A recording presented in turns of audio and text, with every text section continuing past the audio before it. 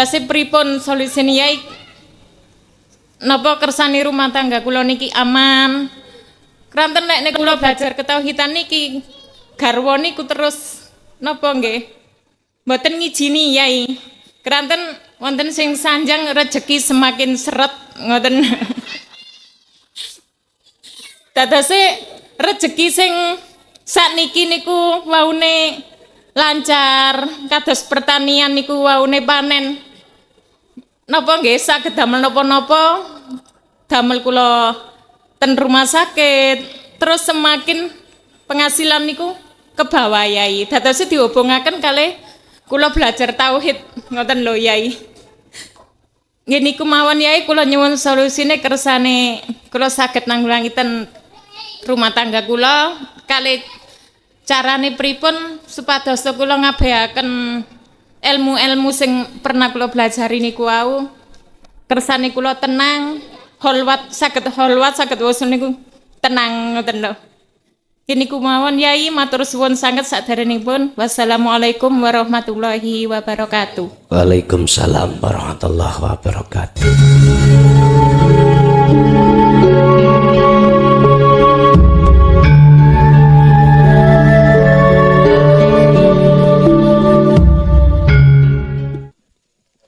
Assalamualaikum warahmatullahi wabarakatuh. Ngapunten Gus, kula jamaah saking Balong Panggang. Nami Pak Sunarto. Teng mriki kula mewakili segenap rombongan kula niki wau. Nggih mempelajari ilmu tauhid saking jenengan napa nggih ibarat yang bertamu niku dereng napa nggih permisi kamane. Teng mriki kula mohon izin ngucapaken matur suwun sanget dhateng Gus Mukhlason, mohon keikhlasanipun nggih. Teng mriki kula kedah tanglet utawa nyuwun bimbingan saking Gusun. Napa nggih? Kula niki dalil hadis sing ngoten niku mboten paham, Gus. Dados sing kula tangletaken teng Gus Mukhlason niki napa sing kula alami mawon. Tenggene waktu kolowat niku enten 1 minggu niku kula ngalami napa nggih kados kilat ngoten. Langsung ngeten Gus, sing keakuan makhluk niku sedaya niku lenyap. Sing enten namun nur ingkang padange mboten kasangan-sangkan, mboten karu-karuan. Terus teng waktu ngoten niku aku Allah niku menggema. Niku nomor setunggal. Sing nomor kalih niku tentang syakaratil maut. Terus dijelasaken apa sih menungso sing paling ageng niku ngedepi sakaratil maut niku. Mleset teng mriku sepindah sak lawase saged cilaka. Terus 70.000 barisan setan niku nggodha. Terus ngedepi ngoten niku ngedep teng pundi Gus? Mergo enten kula nate mirengaken enten penjelasan ngeten. Bila kamu menghadapi sakaratil maut, ikutilah wujudmu sendiri. Itulah yang hidup. Itulah yang hidup. Ngoten mawon Gus, mohon bimbingannya Gus. Assalamualaikum warahmatullahi wabarakatuh. Warahmatullahi wabarakatuh.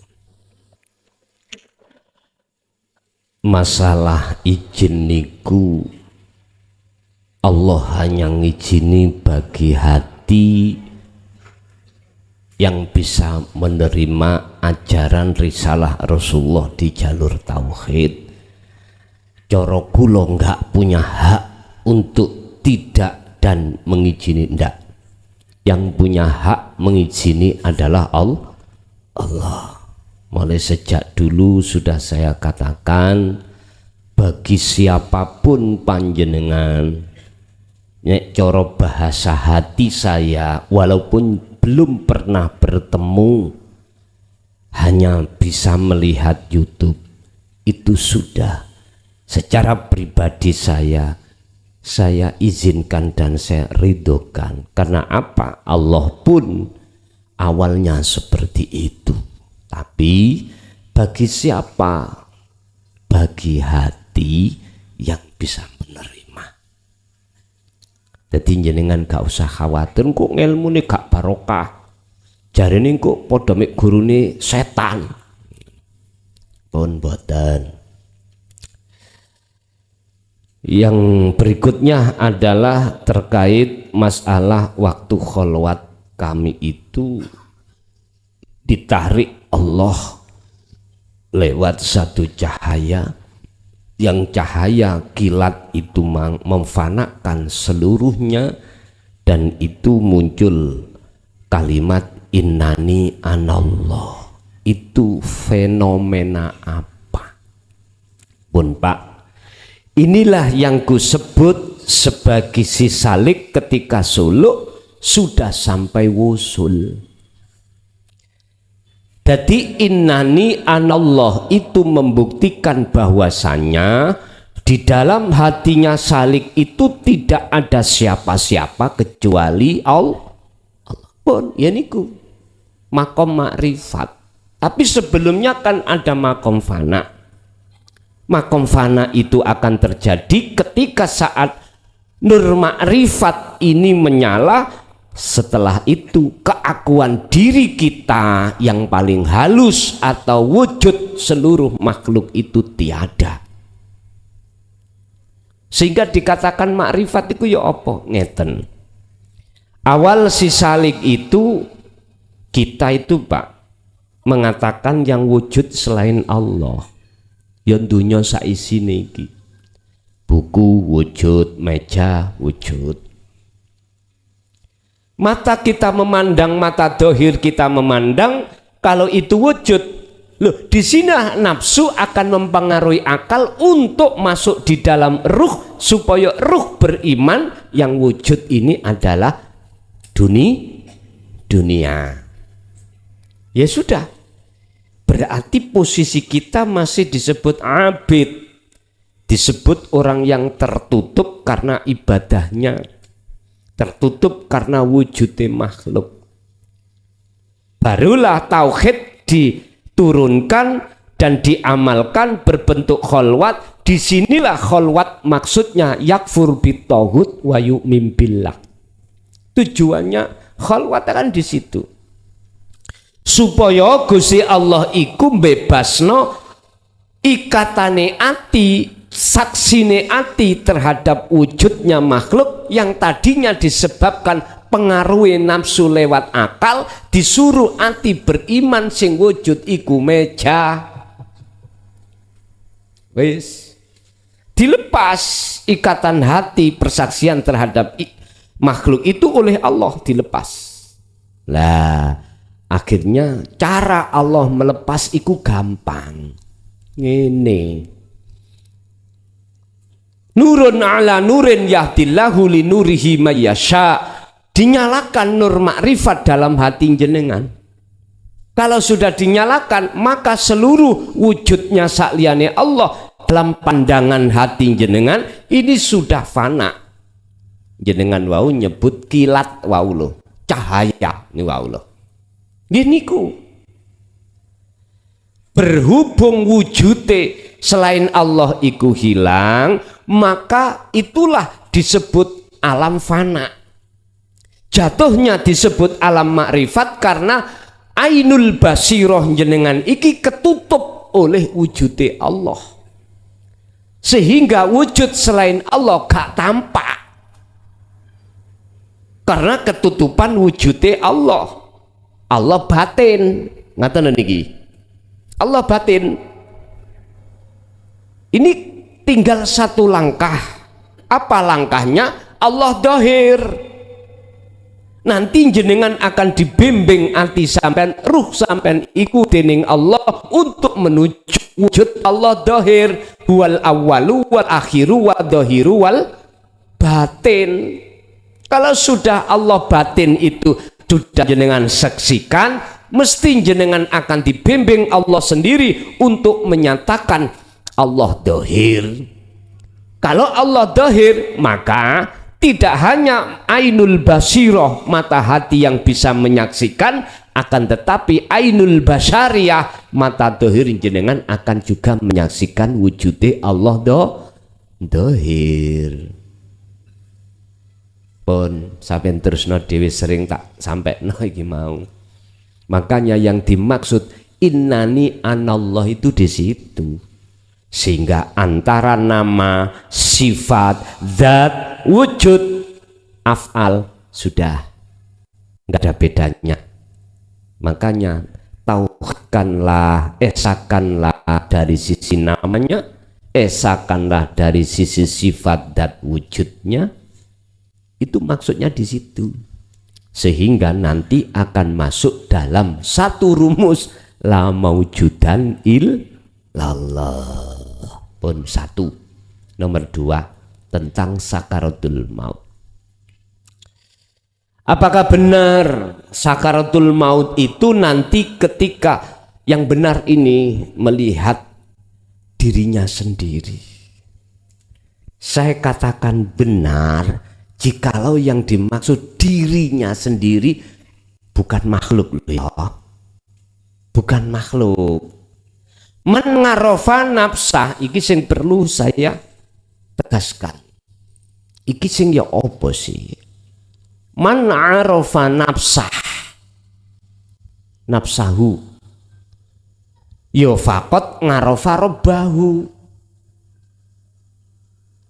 fakot ngarofa robbahu. Barang siapa yang tahu dirinya, maka betul-betul dia tahu Tuhannya.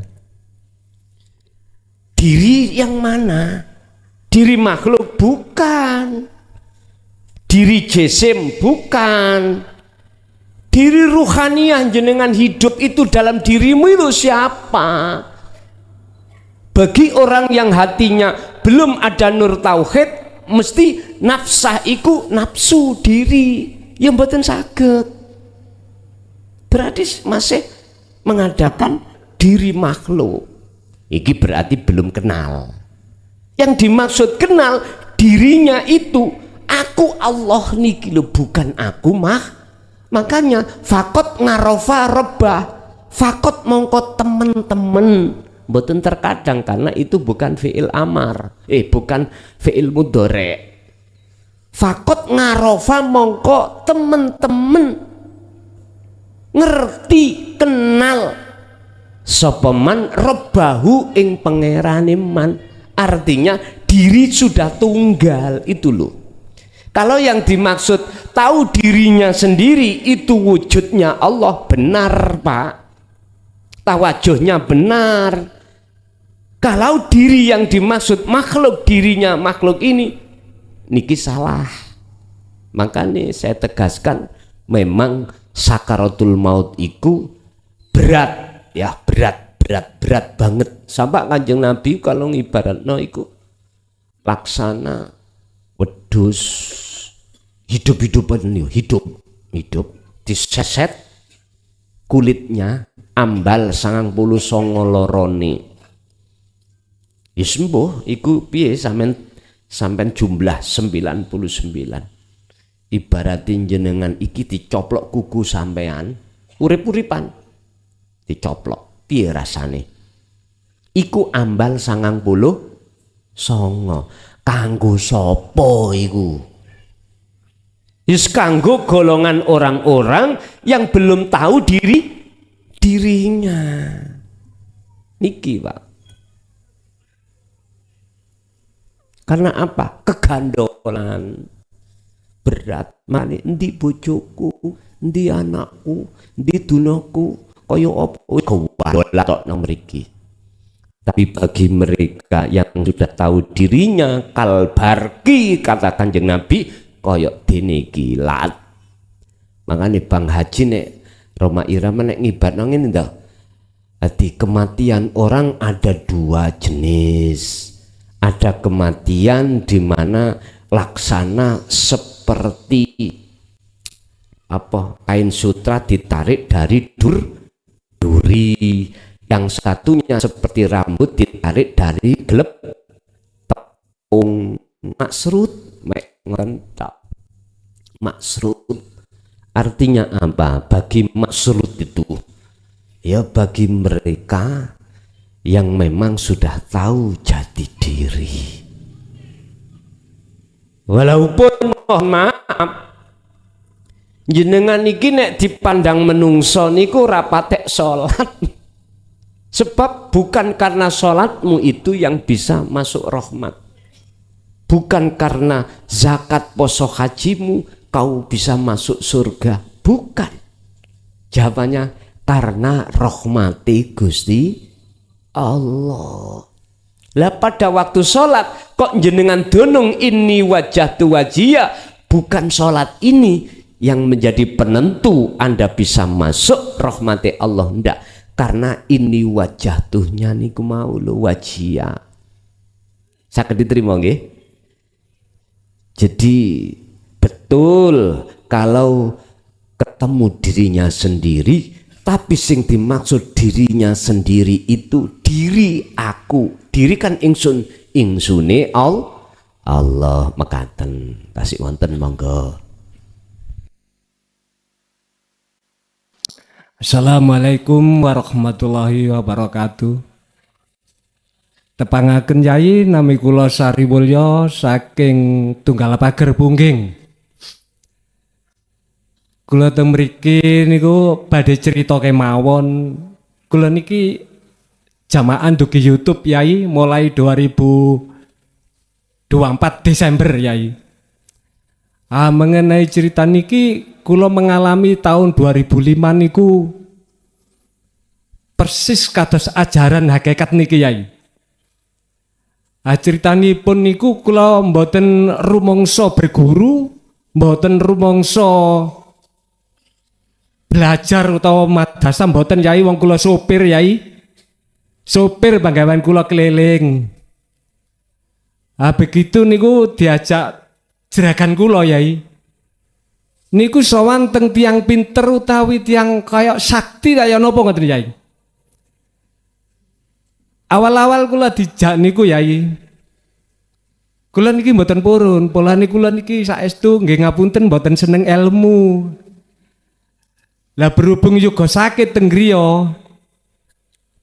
Lah niku kula tumut dengan niat Yai kula nedhi syarat ben juga kula niki saras ndugi sakite Yai. Lah terus kula niku digawani niku omben-omben Yai kangge yuga kula sing sakit. Teng mriku niku kula niku dikengken salat Yai pertama. Dikengken salat niku kalih kerjaan napa mawon niku bacaan bismillahirrahmanirrahim niku Yai. Sak mantunipun nggih kula niki namine tiyang mboten saged salat sama sekali Yai. Nggih pados teng pasar-pasar niku petunjuk-petunjuk salat Yai. Lah terus niku Yai, kula niku mimpi bengi Yai. Kula niki enten bali niku ijen nggih kepadange lampu niku kelip-kelip.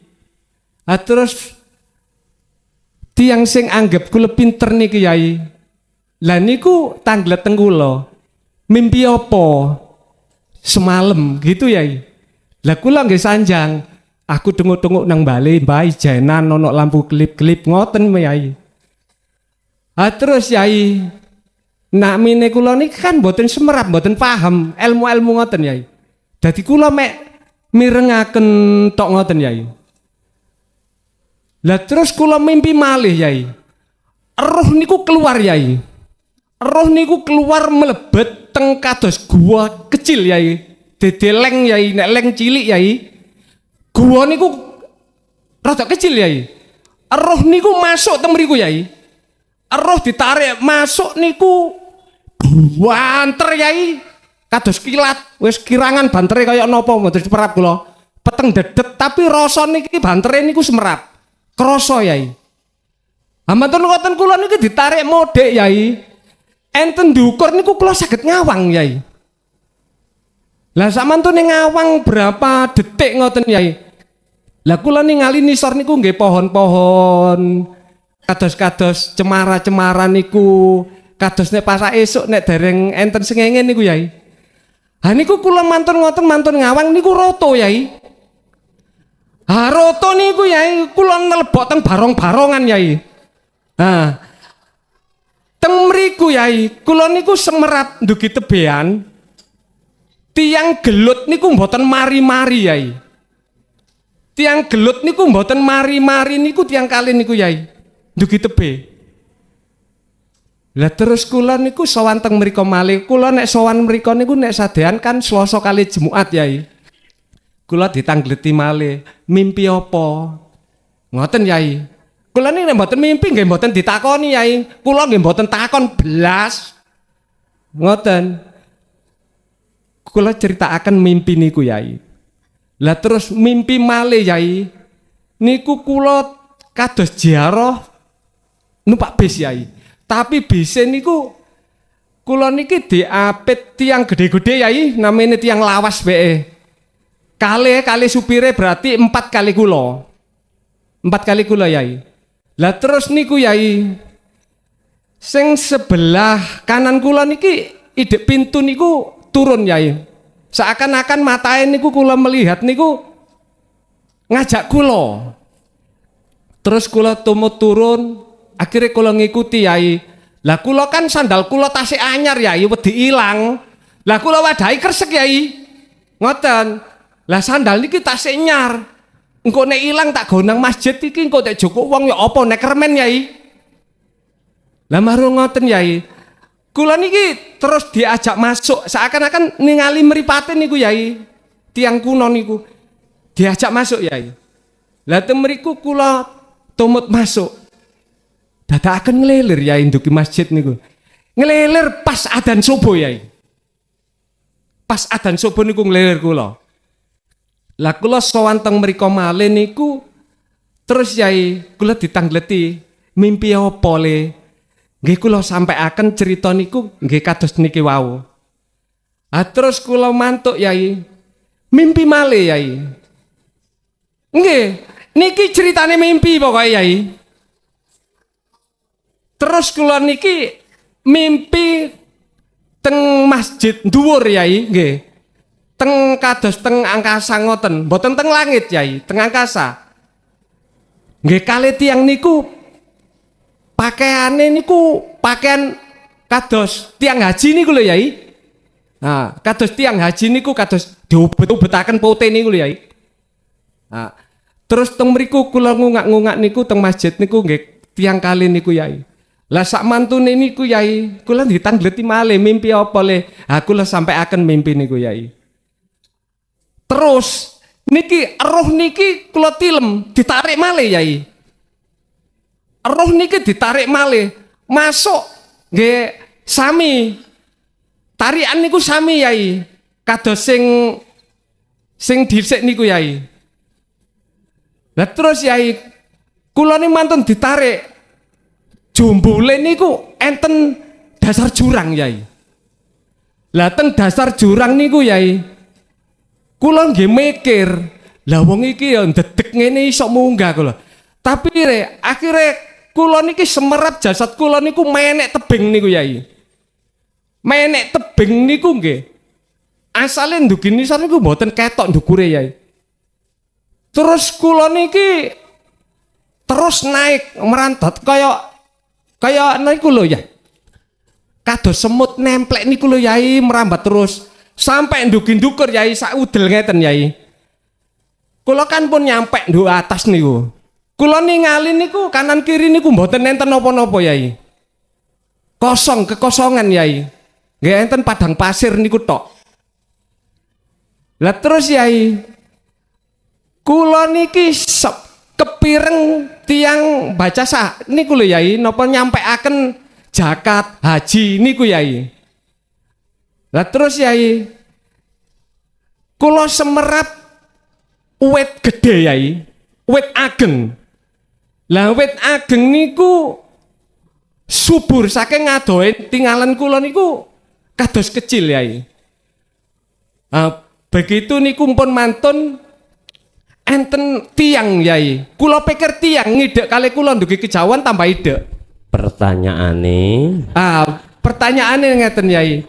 Niku napa sami kali ajaran hakikat Yai? Ngoten mawon pun Yai. Assalamualaikum warahmatullahi wabarakatuh. Waalaikumsalam warahmatullahi wabarakatuh. Setiap diri salik itu diproses Allah berbagai macam proses yang tidak sama. Ketidaksamanya proses itu mempunyai maksud Allah sendiri. Yang kuncinya adalah tatkala satu, hati kita masih memandang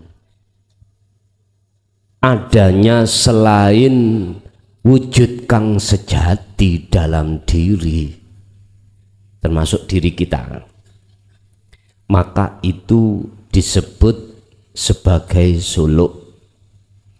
Suluk itu apa? Proses perjalanan yang belum sampai. Iki namanya suluk. Nomor dua, tatkala diperlihatkan sing gambar kejadian apapun, terus hati kita selain daripada wujud sejati itu tidak ada, alias yang berperan hanyalah aku Allah, maka ini sudah tidak dikatakan suluk, ini sudah sampai pada tujuan. Inilah Pak Bu maksudnya muraqabah, fana dan makrifat. Su'aul basirah wa ainul basirah wa hakul basirah. Bapak Ibu boten sami si A prosesnya diperlihatkan ini dengan yang lain juga nggak sama. Cuman kesimpulannya apapun yang kita lihat proses tersebut kok yo di situ hati kita masih ada keakuan makhluk, berarti ini masih disebut suluk. Lalu kalau sudah keakuan diri makhluk sudah tidak ada, berarti sudah disebut wusul. Dari pertanyaan apakah ajaran hakikat ya seperti itu? Iya, ajaran di mana proses dari kotor menuju bersih, dari hati yang bergantung terhadap selain Allah menuju hati hanya bersandar pada Allah. Matur suwun. Nggih. Malih Bapak.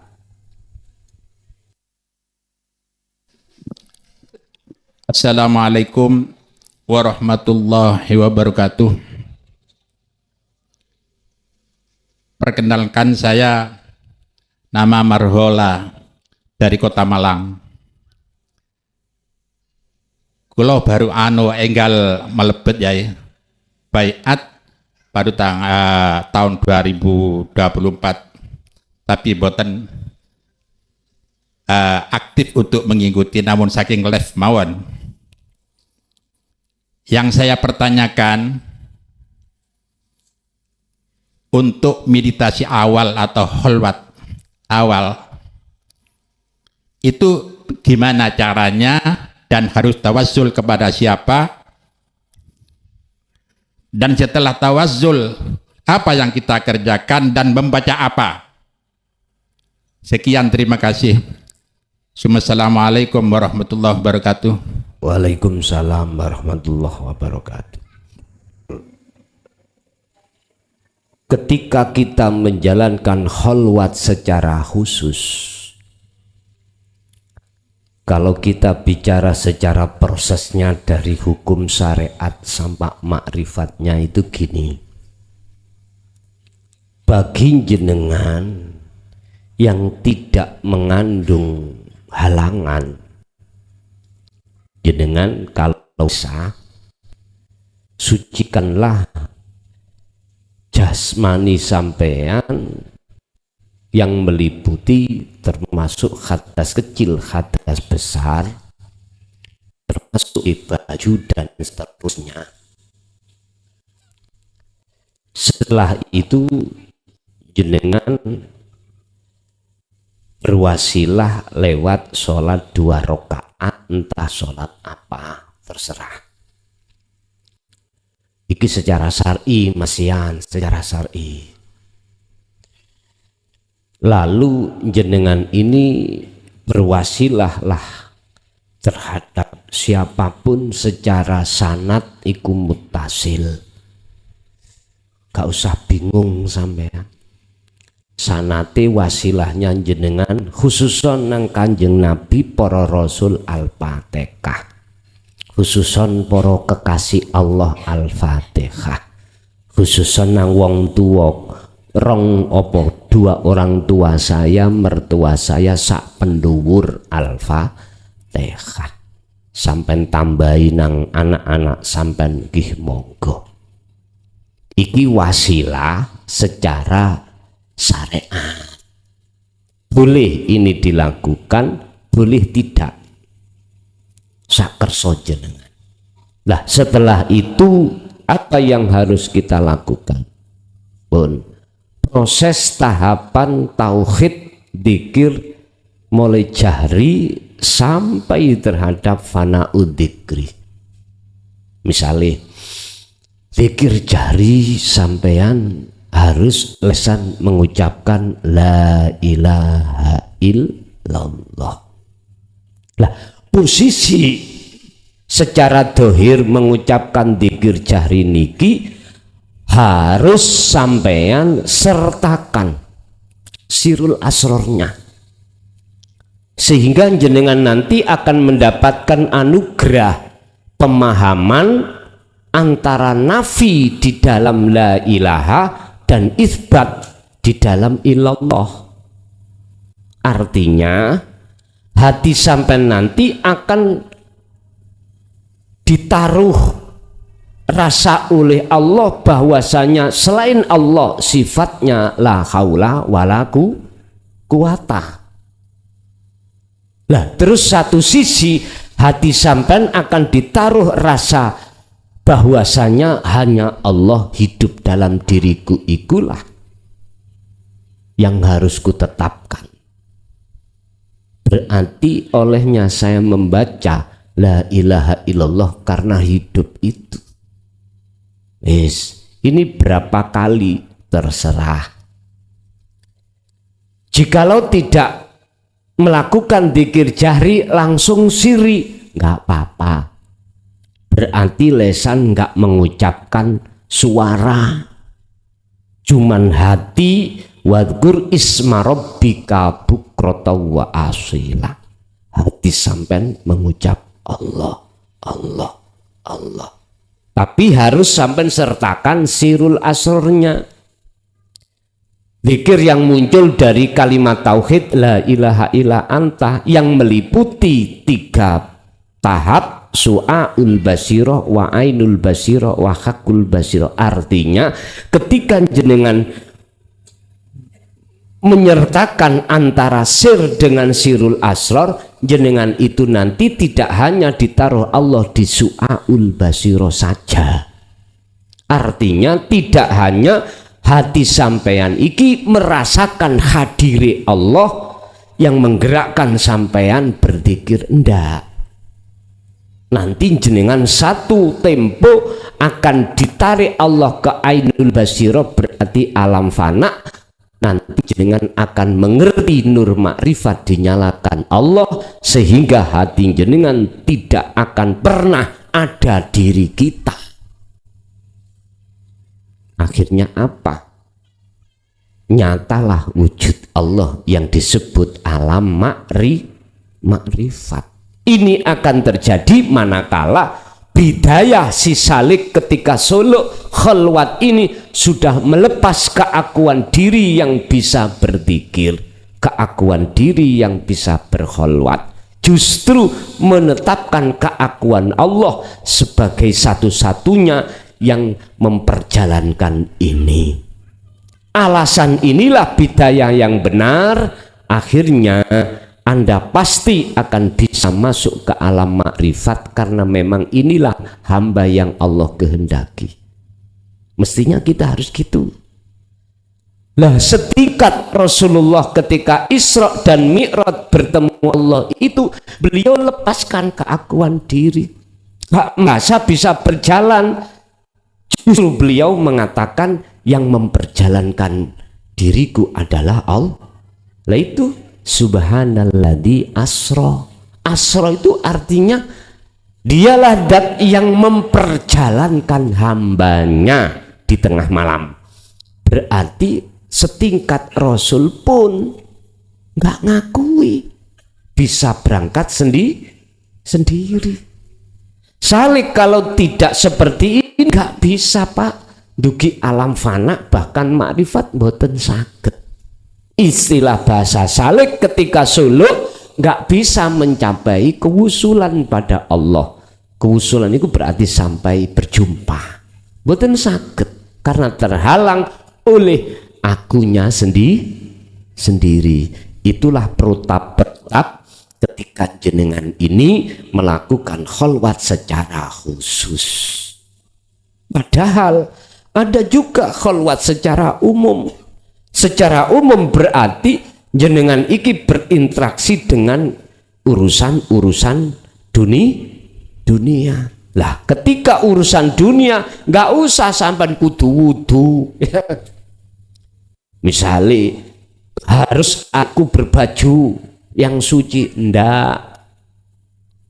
Cukup jenengan iki sudah tahu fungsinya sir dan sirul asr, gandengkan ketika saat kerja, ketika saat jenengan ketika jenengan saat makan, ketika jenengan apapun aktivitasnya. Inilah maksudnya Allah, wa ma khalaqtul jinna wal insa illa liya'budun.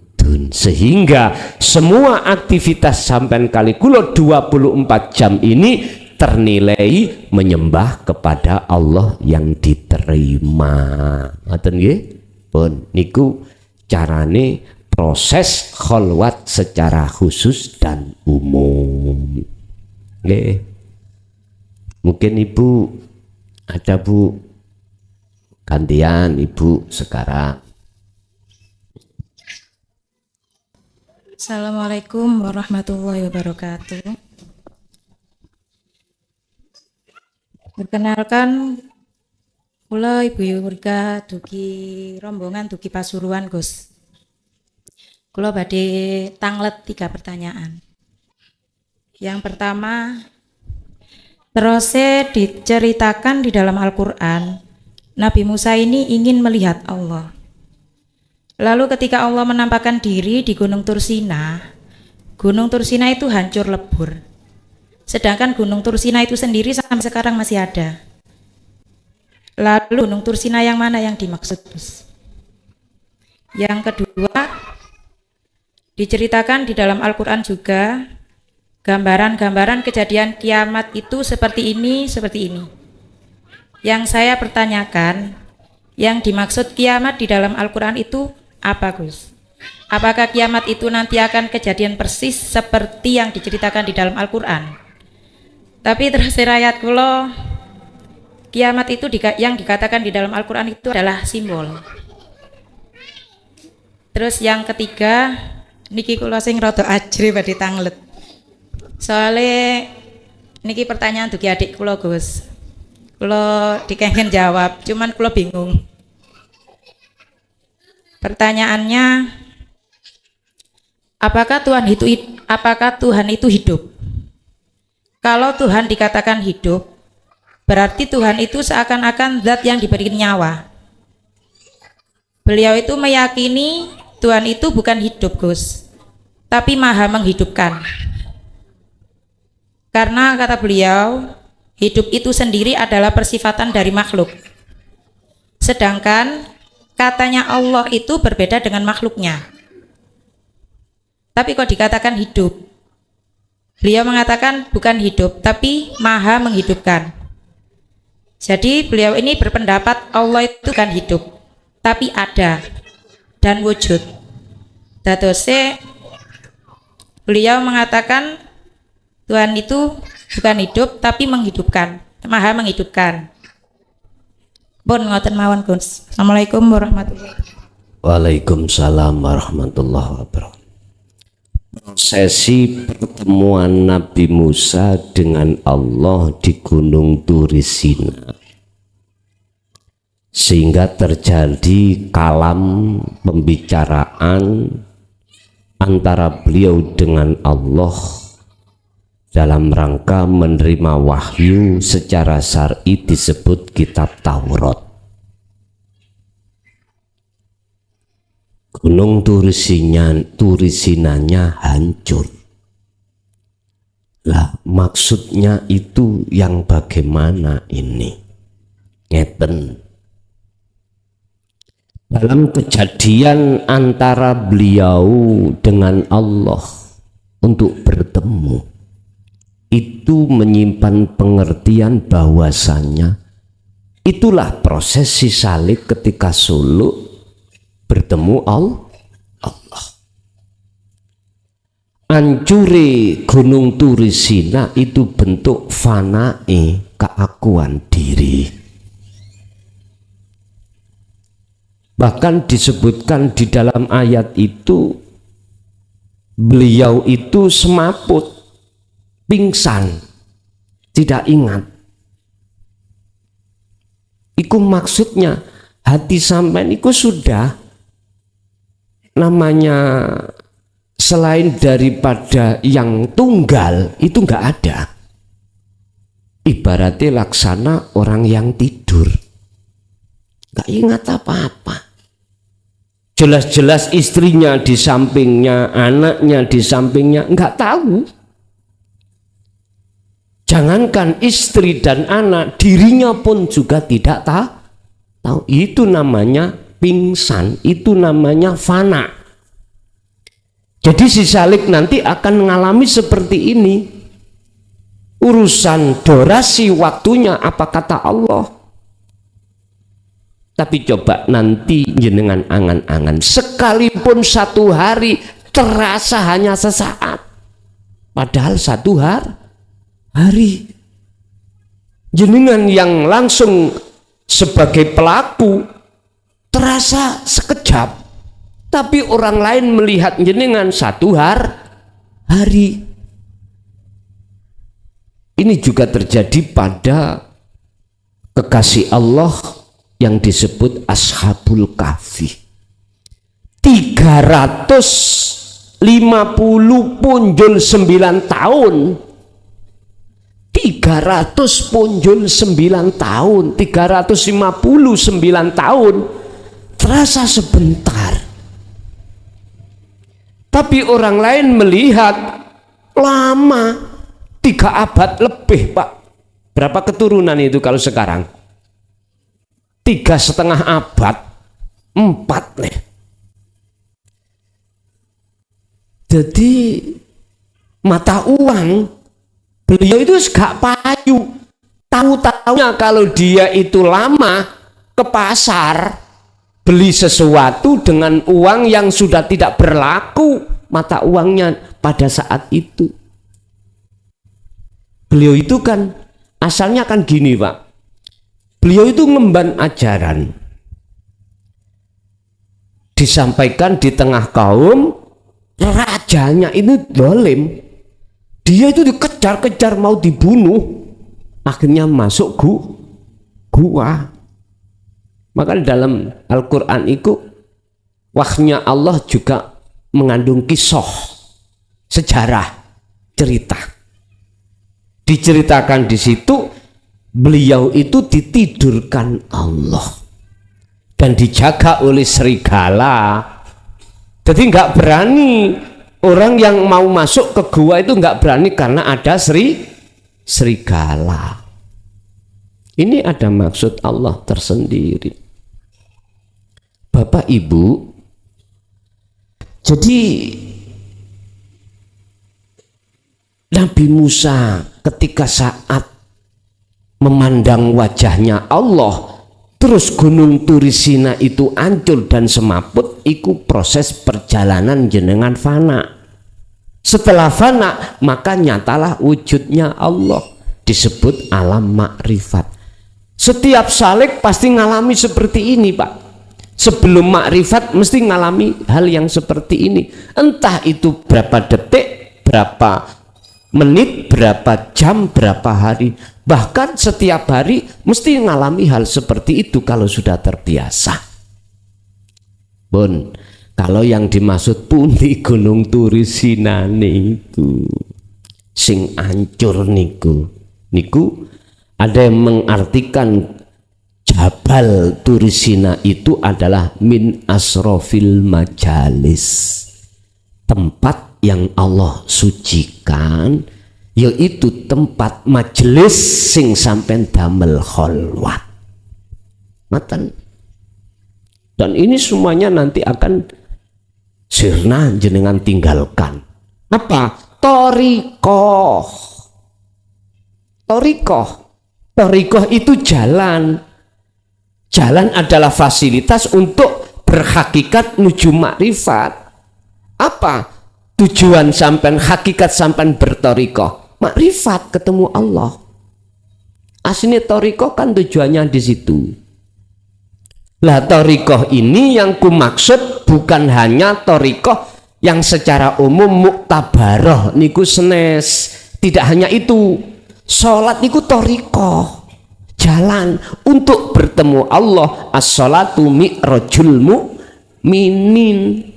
Nyun sewu pol weleke gak iso diterima. Jenengan niki lho dahar iku torikoh. Tinggal pertanyaannya ketika beraktivitas dahar, tujuan rohmu itu kemana? Tujuan hatimu kemana? Mencari kenikmatan dalam makanan supaya perut kenyang. Ini secara syariat nggak bisa jenengan itu katakan torikoh Anda muktabaroh. Kalau seperti ini dikatakan muktabaroh itu adalah Anda bisa sampai wusul pada Allah. Ini muktabaroh menurut kami. Tapi saudara saya yang di sebelah, muktabaroh itu sambung sampai Kanjeng Nabi. Monggo terserah. Kalau menurut kami Kanjeng Nabi ku ya makhluk. Diperlukanlah jenengan iki wasilah khusus antara hati atau ruh langsung pada Allah, ya ikut zikir baru saged sambung. Disinilah Pak sing kula maksud torikoh apapun yang Anda lakukan, jikalau tujuan sampean bener, hakikat sampean iku bener, maka pasti akan bisa makrifat. Tujuan peneriku nek ono kable sambungane antara ruh wasilah sampean langsung datang Allah. Jadi gak khususon ila Gusti Allah Al-Fatihah, mboten ngoten lho ya. Rasa ning dodo sampean iki lho su'aul basirah, biar sampai pada hakul basirah jenengan iki harus punya. Nah, ini kan diterangno Allah dalam surat Al-Maidah niku ayat 35. Allah katakan si salik apabila ingin wusul ketemu Allah wajib mendapatkan wasilah. Wabtahu raihlah, carilah, dapatkanlah ilaihi untuk ketemu Allah. Meraih apa? Al wasilata ing wasilah, jalan atau kabel atau sambungannya antara hati dengan Allah. Baru saged met niki.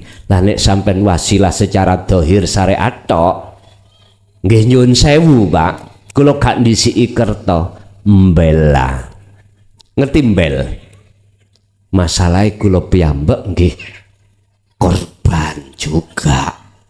Mulai tahun 74 Pak, awak dhewe niku. Ya Allah, nek cara syariat son torikohmu apa? Misale takok, nek awali awak dhewe di beat torikoh Qadiriyah wa Naqsabandiyah lho ngoten. Tapi saiki mboten, son torikohmu apa? Sembawarang ngoten. Wonten torikohku mangan gedang, ngombe kopi, rokokan, sholat, zakat, apapun itu semuanya torikoh. Yang kedua, hakikate kejadian hari kiamat iku kepriben bagaimana?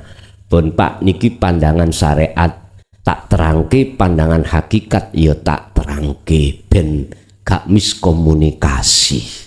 Ngeten, secara syariat kalau kita bicara hari kiamat nanti itu yang namanya dunia dan seisinya digelintir Allah jadi sakroko iku trose guru kula digelintir, ternyata dihancurkan semuanya termasuk malaikat siapapun musno, tinggal Allah sendiri.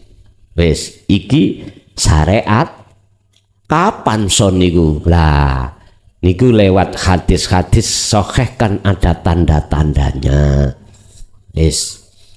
Secara hakikatnya asli nih kiamat itu hilangnya seluruh, hancurnya seluruh selain Allah dalam hati.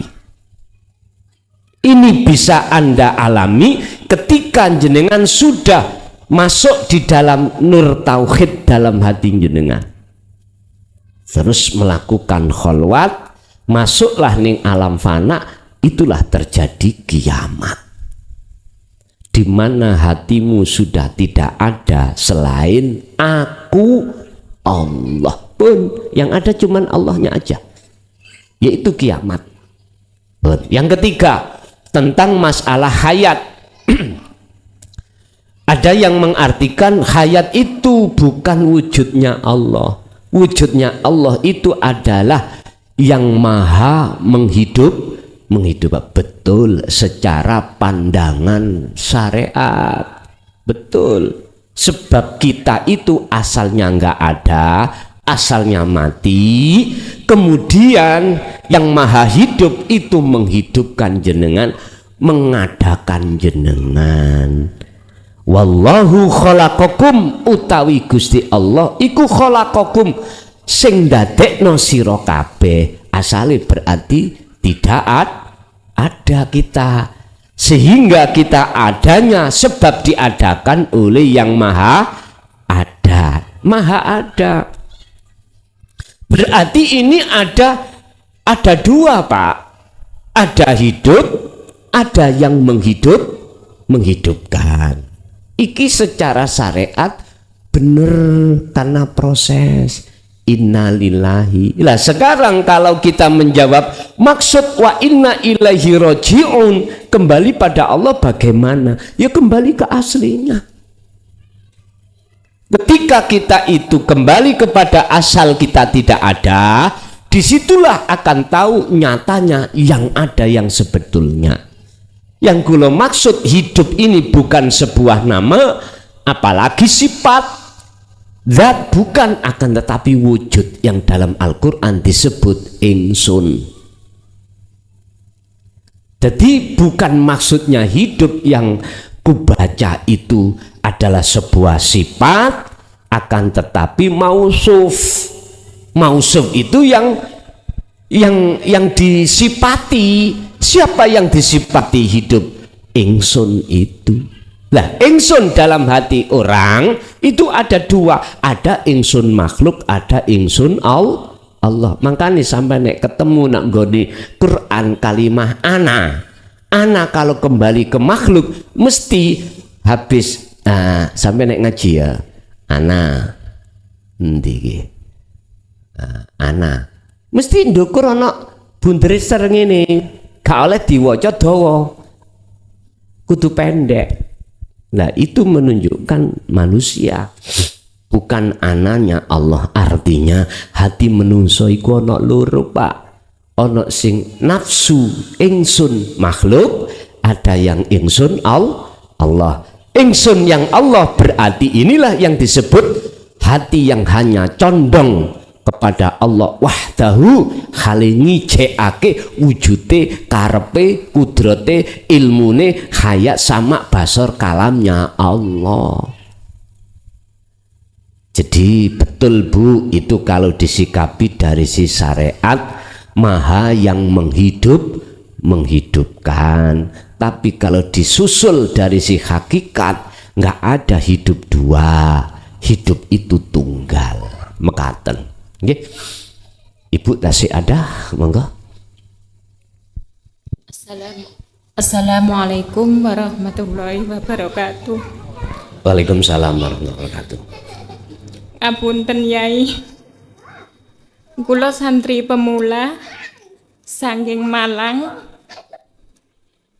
Kula posisine sakit lekne ten medis normal sedaya ngoten. Lah kula tekad belajar ten tauhid niki sampun setunggal tahun niki Yai. Lah kula kan waune belajar napa? Ilmu-ilmu ten mukasafah ngoten. Ten kejawen ki sempat ngelampahi sedaya sing ten sesepuh. Lah kula niku bertekad untuk meninggalkan semua itu dan napa nggih niate niku lurus ten tauhid ngoten lho Yai. Lah kula tinggalaken sedaya tapi kula kok terus sakit-sakitan mawon. Dados ngantos keluarga niku bosen ngobataken kula selama bertahun-tahun sekawan tahun niku Yai. Nah, alhamdulillah kula ngaos tomot Yai ten YouTube, kali BA ten YouTube. Tenang.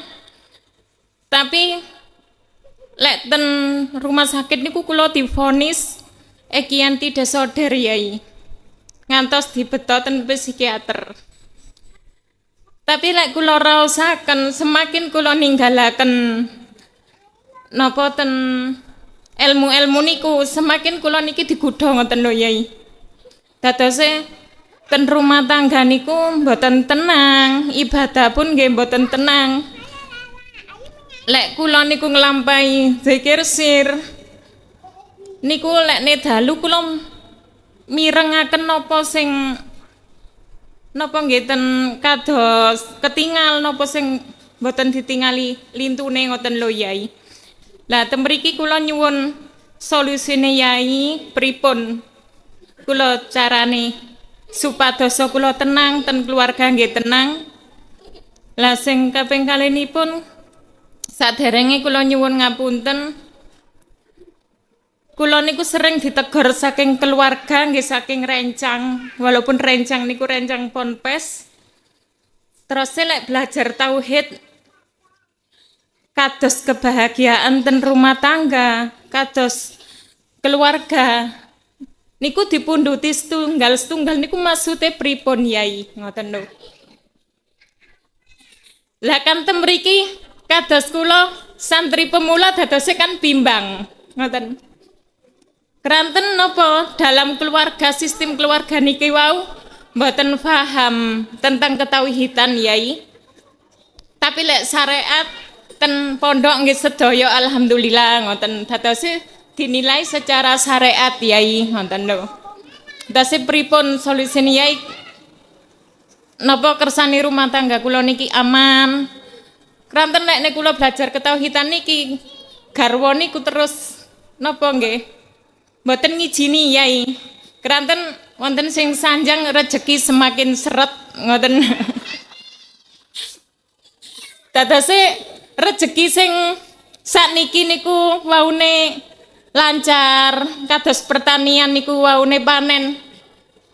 Napa nggih saged damel napa-napa damel kula ten rumah sakit, terus semakin penghasilan niku ke bawah Yai. Dadose dihubungaken kalih kula belajar tauhid ngoten lho Yai. Nggih niku mawon Yai kula nyuwun solusine kersane kula saged nanggulangi ten rumah tangga kula kalih carane pripun supados kula ngabehaken ilmu-ilmu sing pernah kula pelajari niku wau kersane kula tenang, holwat saged wusul niku tenang ngoten lho. Kini kumawon Yai matur suwun sanget saderengipun. Wassalamualaikum warahmatullahi wabarakatuh. Waalaikumsalam warahmatullahi wabarakatuh. alladzi arsala rasulahu bil huda wa dinil haq liyudhhirahu 'ala dini kullih. Dialah Allah yang mengutus satu utusannya dengan membawa petunjuk wa dinil haq dan agama yang benar. Dinil haq niku ai dinit tauhid. Mengapa Allah kok menurunkan, apa asbabun nuzulnya ayat ini diturunkan? Apa sebab-sebabnya? Karena posisi ruhaniyah, saya tidak bicara jasmaniyah, ruhaniyah kita sebagai makhluk niku dolim nang Allah. Karena ruhaniyah kita dalam keadaan gelap. Akhirnya dalam ayat lain qad tabayyana rusdu minal ghoi. Ajaran tauhid itu ajaran yang untuk membebaskan hati seseorang yang tenggelam di dalam perbudakan hawa nafsu. Sebetulnya ini maksudnya. Oleh karena banyak orang mengira belajar tauhid itu malah mendadati kelancaran urusan dunia dan meninggalkan urusan dunia, maka banyak yang takut. Karena fakta di lapangan memang terjadi. Wis saiki elek-elekan kula ngomong. Tujuan tauhid itu memang Bapak Ibu untuk melepaskan condongnya, terikatnya hati terhadap syahwatud dunia. Bukan jasmania ini yang dilepaskan. Belum tentu. Tapi oleh karena Allah berkehendak lain, artinya berkehendak lain, iki yo dunyamu nek sik panggah, sik tetap jaya, atimu nyekseni ini nangone dunya. Ini yang menjadikan hatimu itu terhalang, tak gulunge ae pisan secara dohiriyah, kata Allah ngoten. Akhirnya banyak yang menyimpulkan, yo ojo ngaji tauhid tambah melarat. Ada kejadian seperti ini memang Bu. Contohnya jenengan wau, gitu. Semakin ke dalam mengenal Allah, otomatis ikatan rohaniyah jenengan terhadap dunia dilepas Allah. Iku otomatis. Sebab apa? Sebab Allah tidak mau jenengan hadap satu sisi kita masih membawa selain Allah cintanya. Memang begitu. Makanya ketika setiap Ramadan pemula kan saya katakan, Pak Bu, jenengan ngaji niki sampai kholat siap melarat mboten? Nek dereng siap sampai kundur rumiyin, jenengan pulang dulu aja. Pak Bu siap mati nopo mboten? Padahal maksudnya itu melarate hati tentang urusan dunia. Dilepaskannya Allah ikatan hati terhadap kecintaan hati terhadap dunia. Itu wis mesti dilepas Allah. Tapi belum tentu secara fisik juga dilepas. Lihat aja, kalau secara fisik itu dohirnya kemewahan itu kok ya mempengaruhi hati sehingga terhalang pada Allah, biasane iku yo digolong pisan. Makanya mengapa saya katakan fi auqatikum au fi akhwalikum, dalam keadaan awakmu apapun tolong, sekali lagi tolong. Dzikir ini pegang. Yo, hati tidak akan terpengaruh dengan mewahin dunia. Ini dicontohkan Allah. Setiap saat dan waktu ikan yang hidup di lautan di air asin, mengapa tubuhnya tidak terasa asin atau tidak terpengaruh? Karena ikannya hidup. Hati yang hidup itu disebabkan karena dzikirnya terus. Ibaratnya radio yang namanya on off-nya itu sampai taruh on, jangan ditaruh off. Loh, ini maksudnya. Lah, solusinya bagaimana? Kula namung nderekake apa yang menjadi hak sampean kali kula terhadap Allah. Napa? Cuman satu, dikire ojo kok lepas. Urusan mengke Gusti Allah iku apa yang kita sandang penyakit yang divonis oleh medis tidak ada, urusannya Allah sudah. Jenengan jangan mencari sembuhnya. Dalam rumah tangga ya juga begitu. Jangan mencari dzikir sampean itu untuk memudahkan jenengan kali kula suksesin dunya. Jangan. Iku mah aturane hae Gusti. Niku prinsip niki lho sing kula maksud wa aslimu lahu. Wis serahno kabeh sedaya iku dateng Gusti Allah keputusane. Hak Allah kita cukupi apa? Berzikir. Yang zikir itu mendorong hati kita untuk mengesahkan hanya pada Allah. Itulah sirul asr.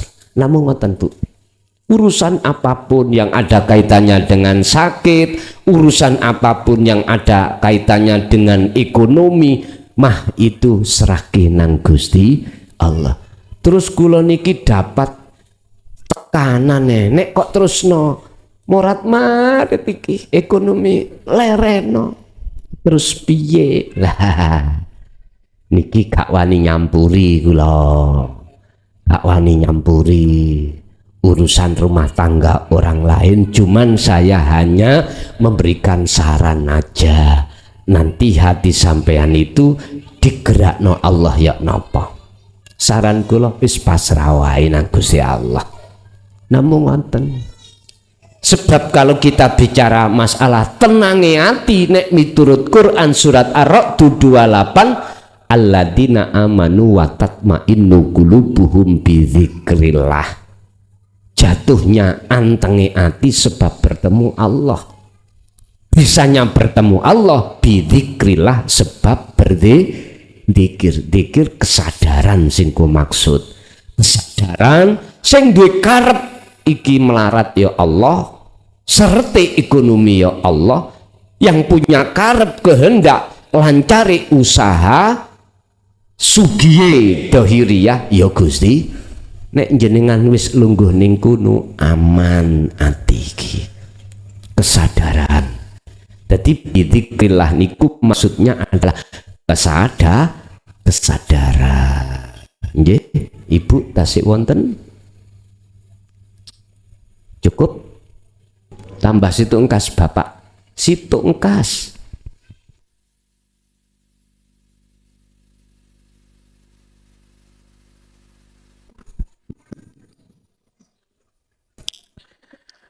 Assalamualaikum warahmatullahi wabarakatuh.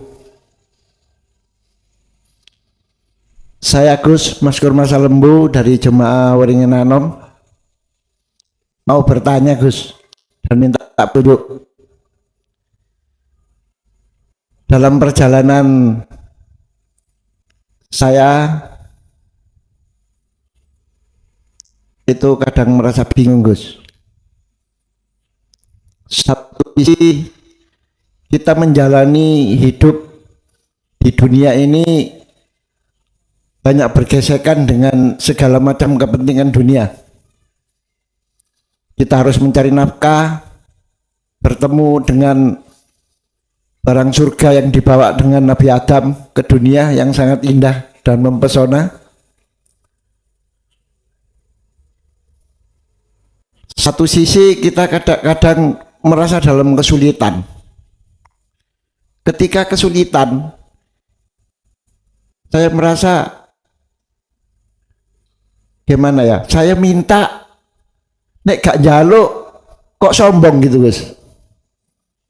Jadi kalau saya tidak minta itu sangat sombong. Saya makhluk lemah yang hanya tumpukan daging dan tulang yang ditaruh di dunia hanya proses untuk menuju kembali kepadanya. Kalau minta, yang maha ada itu sudah tahu segalanya. Isin, Gus. Wong wis seru sik jaluk. Ngatur takon iki. Merentah. Karena permintaan itu perintah yang halus. Mohon petunjuk, Gus.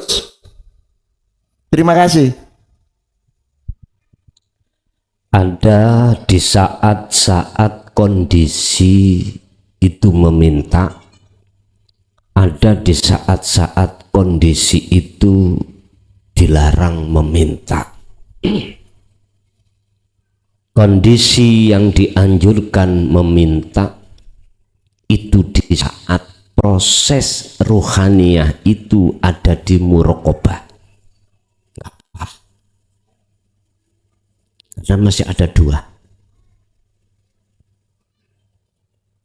Si salik ketika di muraqabah iku enggak memohon kepada Allah untuk selalu dinaungi hidayah. Betul apa-apa. Kondisi si A itu manakala ada di muraqabah boten masalah. Jenengan itu memohon kepada Allah untuk disukseskan dunianya. Niki kondisi di muraqabah lho nggih. Tapi harus kita ketahui mana kondisi yang tidak diperbolehkan karena dasari sifat malu. Ketika saat jenengan iki sudah selain Allah difanakan, ini memang nggak boleh. Terus bagaimana kita bisa meminta lawang kita nggak ada? Nggak bisa, memang nggak bisa. Dalam hukum sederhana, para arifin mengatakan orang yang sudah di situ malu untuk minta, bahasanya sindiran itu malu. Mengapa malu? Karena 24 jam kita selalu dilayani Allah. Setingkat napas gratis. Tidak diperintahkan untuk membayar. Berapa kalau kita ukur 24 jam napas niki Pak? Misalkan 24 jam diambil 1 jam nggak bisa bernapas, itu bagaimana? Dari arah situlah beliau-beliau malu. Akhirnya beliau tidak akan pernah secara rohaniyah memohon kepada Allah karena secara otomatis sudah dipersiapkan. Bapak Ibu rahimakumullah, lah terus sikapan kita bagaimana? Ngeten. Berhubung kita itu juga bergesekan dengan kaum am. Kaum am nggih. Kaum am berarti sik butuh urusan dunia. Sik butuh. Maka letakkanlah secara lahir jenengan iki di posisi muraqabah, tapi secara batin jenengan di posisi fana atau makrifat. Ya niki mengke doa itu tidak menjadi doa bagi jenengan. Doa ini sebagai isyarah ijabah. Sebab lebih dahulu datangnya ijabah daripada doa.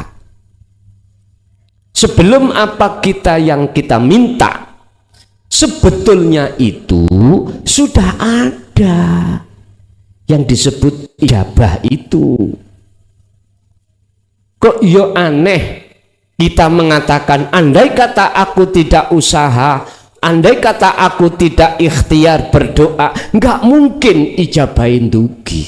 Padahal datangnya lebih dahulu ijabah daripada doa. Miturut pandangan orang-orang yang masuk di golongan arifin. Lah bagaimana caranya? Koyo dohir dungo tapi iku ijabah, otomatis posisi sampeyan keadaan rohaniah ada di fana, bahkan sudah di makrifat. Kalau seperti ini tidak apa-apa. Maka tinggi sehingga jenengan ketika berdoa inilah yang dimaksud ud'uni astajib lakum. Astajib ini jawaban dari sebuah syarat di ayat itu yang disembunyikan. Apa syarat yang disembunyikan? Apabila, yaitu apabila kau betul-betul mintanya padaku, berarti ini maksudnya ini wajah tua. Iya, maka astajib tak sembadani. Berarti dikatakan orang lain jenengan iku berdoa, tapi bagi ruhaniah sampai niku ijabah. Al-Fatihah.